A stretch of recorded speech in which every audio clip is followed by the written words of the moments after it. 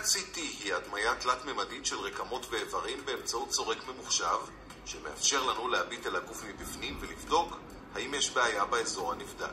כמו כל בדיקות הדימות, הבדיקה הנבחרת צריכה להיות המשך ישיר למצב המטופל, כאשר הבדיקה שתבוצע צריכה להיות בהתאם למצבו הרפואי של הנבדק. בדיקת ה-CT היא בדיקה מהירה מאוד, אורכת מספר דקות ואינה מכאיבה. לבדיקה רצוי להגיע בבגדים נוחים וחופשיים, ויש להסיר חפצים מתכתיים ותכשיטים לפני הבדיקה.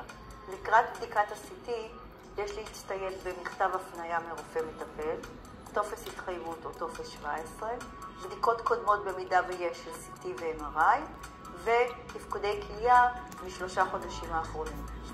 בחלק מהבדיקות יש צורך בהזרקת חומר ניגודי אל הווריד שצובע את כלי הדם. לאחר ההזרקה יש להמתין 20 דקות באזור ההמתנה על מנת לוודא שהמטופל לא פיתח אלרגיה לחומר. כדי שהזרקת החומר הניגודי תהיה פתוחה, חשוב לספר על הדברים הבאים: רגישות לתרופות, רגישות ליוד, בעיות לב, סוכרת, אי ספיקת כליות, מחלות כרוניות, אסתמה, קוצר נשימה או ברונכיטיס ואי סדירות בפעילות בלוטת המגן. בבדיקות CT הכרוכות בהזרקת חומרי ניגוד יש צורך בצום של 2 שעות. בדיקת CT בטן מחייבת צום של 4 שעות לפני ביצוע. מותר לשתות מעט מים.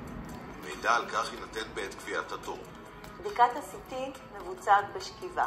הטכנאי ישכיב וימקם את הנבדק בנוחות המקסימלית על מיטת הבדיקה, בהתאם לאזור שאותו אנחנו צריכים לסרוק או לצלם. לאחר מכן הטכנאי יצא ויעבור מחדר הבדיקה לחדר הבקרה. למרות שהנבדק נשאר לבד בחדר הבדיקה, הוא נמצא כל הזמן תחת תצפית ובקרה של אנשי המכון, וניתן בכל עת לשוחח עם הטכנאי ועם יתר הצוות הרפואי הנמצא בחדר הבקרה דרך האינטרקום. המיטה של ה-CT היא מיטה ממונעת, והיא תנוע בזמן הבדיקה לתוך מכשיר ה-CT. במהלך הבדיקה ייתן הטכנאי לנבדק הוראות כמו לעצור את הנשימה ולא לזוז. בין צילום לצילום ניתן לשמוע את רעש המצלמה שהיא זזה סביב הגוף. לאחר סיום ההליך יש להמתין לטכנאי שיעזור לנבדק לרדת מהמיטה באופן בטוח.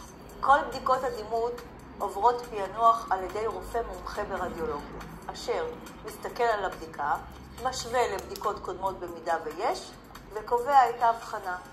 הבדיקה מוקלדת, נחתמת על ידי הרדיולוג, ומועברת לרופא המפנה ולנבדק במחשב, או בכל דרך אחרת בה ביקש הנבדק. על ידי כך נחסך זמן יקר לנבדק, שהוא לא צריך לחזור למכון המבצע.